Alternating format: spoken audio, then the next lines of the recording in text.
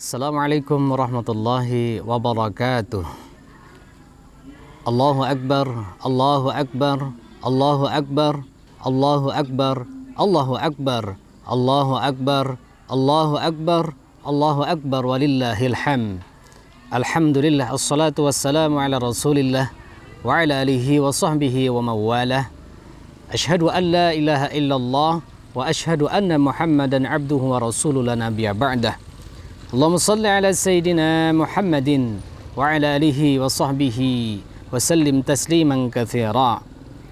Nabi al-huda la tansani min syafa'ati ya Rasulullah. Rabbi salli ala Muhammad waftah min al-khairi kulla mughlaq. Rabbi anzilna munzalan mubarakan wa anta khairul munzilin. Amma ba'd. Saudara-saudara kaum muslimin dan muslimat dimanapun pian-pian berada, hari ini gema takbir berkumandang. Kebesaran Allah Subhanahu wa taala menggema di seluruh negeri, di seluruh dunia. Semuanya mengagungkan Allah Subhanahu wa taala, bertakbir, bertahlil dan bertasbih memuji Allah Subhanahu wa taala. Pemirsa dimanapun pian berada, hari ini adalah hari Idul Adha, di mana pada hari ini kita melaksanakan sholat Id sebagaimana dianjurkan oleh Islam itu sendiri. Dan hari raya Idul Adha sangat kental sekali dengan hari Idul Qurban. Saudara-saudaraku kaum muslimin dan muslimat yang dirahmati Allah Subhanahu wa taala, berbicara tentang kurban. Hadirin, kurban itu terdiri dari kata asalnya adalah qariba yaqrabu qurbanan, yakni dekat. Orang yang menjalankan syariat Allah Subhanahu wa taala, istiqamah menjalankan perintah Allah, menjauhi segala larangan-larangan Allah, maka dia sebenarnya adalah sudah kurban. Dia dekat dengan Allah Subhanahu wa taala karena kedekatannya istiqamah bersama Allah, istiqamah juga menjauhi segala larangan Allah Subhanahu wa ta'ala. Saudara-saudaraku kaum muslimin dan muslimat dimanapun Anda berada, kalau kita berbicara tentang dekat kita dengan Allah Subhanahu wa ta'ala, ada sosok manusia yang terhebat yang diabadikan dalam Al-Quranul Karim. Dia adalah seorang Rasul, yang Rasulullah itu menurut catatan adalah sebanyak 313 dan Nabi 124.000 banyaknya. Dari 313 ini ada Nabi Ibrahim.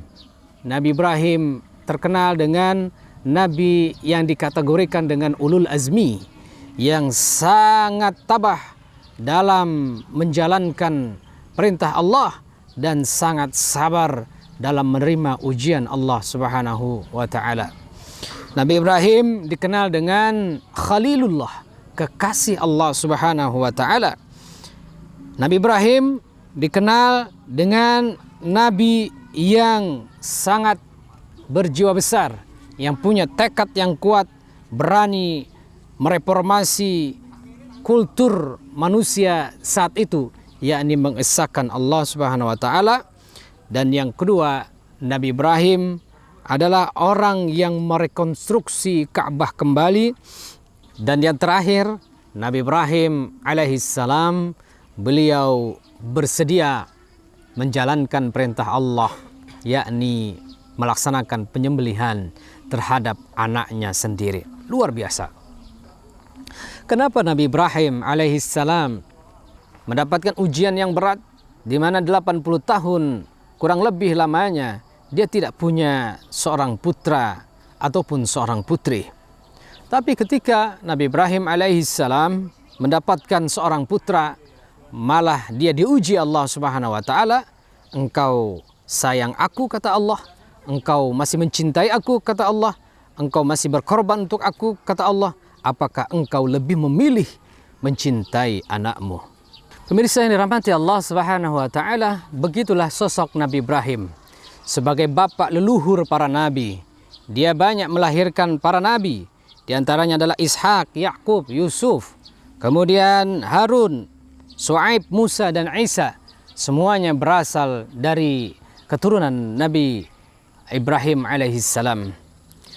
Dan pada saat perintah turun, ini perintah untuk mengorbankan anaknya Nabi Ismail, ini diabadikan oleh Allah Subhanahu wa taala pada surah As-Saffat ayat 37. Falamma balagha ma'ahu as-sa'ya, pada saat Nabi Ibrahim beranjak dewasa,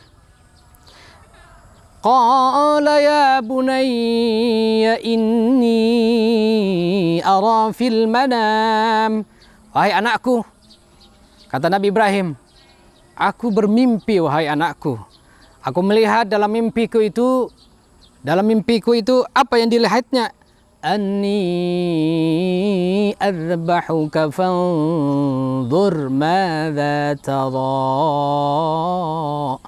Aku melihat dalam mimpiku wahai anakku Nabi Ismail, aku diperintahkan untuk menyembelih kamu.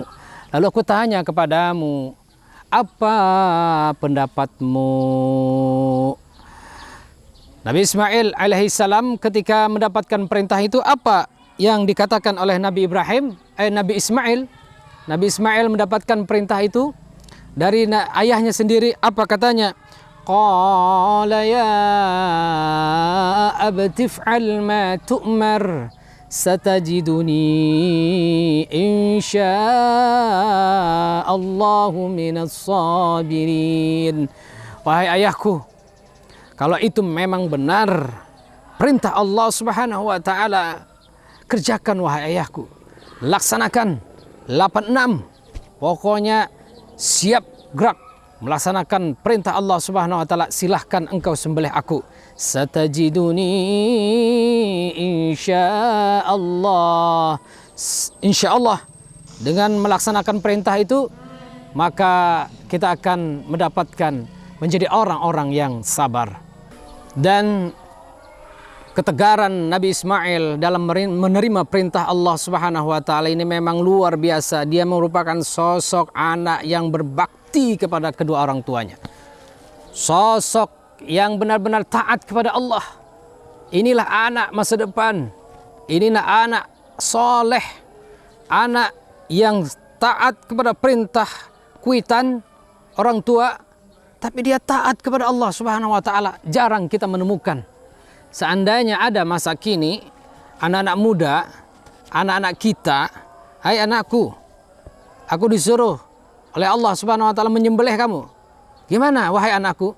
Mungkin anak kita kepintaran, lebih baik abah dulu deh disembelih, begitu. Tapi Nabi Ismail orang yang mantap akidahnya, teologinya mantap. Dia langsung menerima perintah itu. Saudara-saudaraku kaum muslimin dan muslimat dimanapun Anda berada, Nabi Ismail yang telah siap disembelih oleh Nabi Ibrahim, kemudian dalam ceritanya diganti dengan seekor kibas. Dan inilah riwayat, histori, kronologis kenapa kita dianjurkan untuk berkurban. Apa sebenarnya fadilah kita untuk berkurban pada hari tasyrik 11, 12, 13 ya. Yang pertama adalah syukurullah ala ni'amih, bersyukur atas nikmat Allah Subhanahu wa taala. Kita yang memiliki lebih keuangan dengan berkorban setiap tahunnya dengan mengeluarkan 2.700.000 lebih seumpamanya, dia sudah merupakan tanda syukur kita kepada Allah Subhanahu wa taala. Hewan kurban yang kita sembelih kita bagikan kepada fakir miskin sebagai bentuk rasa syukur kita. Dan orang yang berkorban ini nanti pada hari kiamat itu semua amal-amal kita itu datangan, termasuk orang yang berkorban. Nanti pada hari kiamat datang hewan sembelihan kita, bikuruniha, dia datang dengan bulu-bulunya. Kemudian apa lagi? Wabi ash'ariha, rambutnya datang. Wa idza ablafa fiha, dia datang dengan kuku-kukunya hewannya. Untuk apa? Dia bersaksi bahwa inilah dia berkorban waktu di dunia. Dan hewan kurban ini akan mengawani kita, menjembatani kita menuju siratal mustaqim. Yang kedua, orang yang berkurban itu hikmahnya adalah wa ala biqa'il insan min amil li'am, yakni berterima kasih kepada Allah atas umur usia yang sudah diberi Allah, menikmati usia yang panjang sampai saat ini. Dan terakhir adalah walitakfiris sayyiati an, yakni menghapuskan segala dosa-dosa kita. Pemirsa dimanapun Anda berada, dirahmati Allah Subhanahu wa Ta'ala, kesimpulannya adalah hikmah dari Idul Adha, Idul Qurban. Yang pertama adalah kita mengesahkan Allah, kita bertakbir kepada Allah atas segala nikmat yang Allah berikan kepada kita.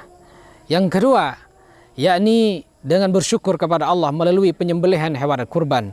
Dengan terbar hewan, dengan terbar daging merupakan nikmat yang diberikan Allah Subhanahu wa Ta'ala agar kita berbagi, sharing kepada sesama. Yang terakhir adalah hikmah dari Idul Qurban ini, seberapapun pengabdian kita kepada Allah, sekecil apapun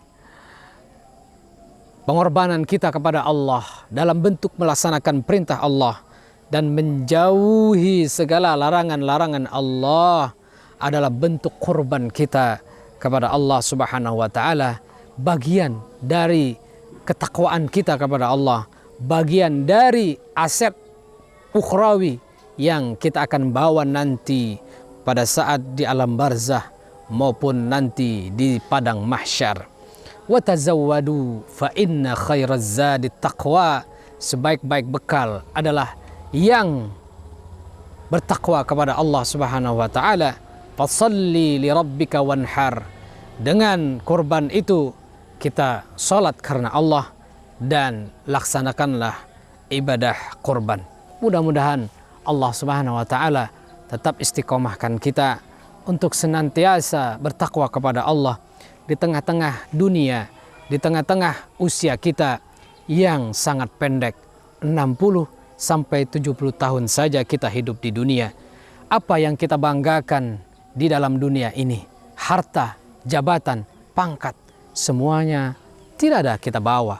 Yang kita bawa adalah kurban, pengabdian kita, kedekatan kita kepada Allah Subhanahu wa Ta'ala, ma'rifat kita kepada Allah Subhanahu wa Ta'ala, keterikatan kita kepada Allah Subhanahu wa Ta'ala, kecintaan kita kepada baginda Nabi Muhammad sallallahu alaihi wasallam. Itulah yang membahagiakan kita. Itulah yang senantiasa membimbing kita menuju alam kubur, menuju Allah Subhanahu wa Ta'ala. Mudah-mudahan saudara-saudaraku kita sehat berataan. Selamat Idul Adha. Allahul muwaffiq ila aqwamit thariq. Wassalamualaikum warahmatullahi wabarakatuh.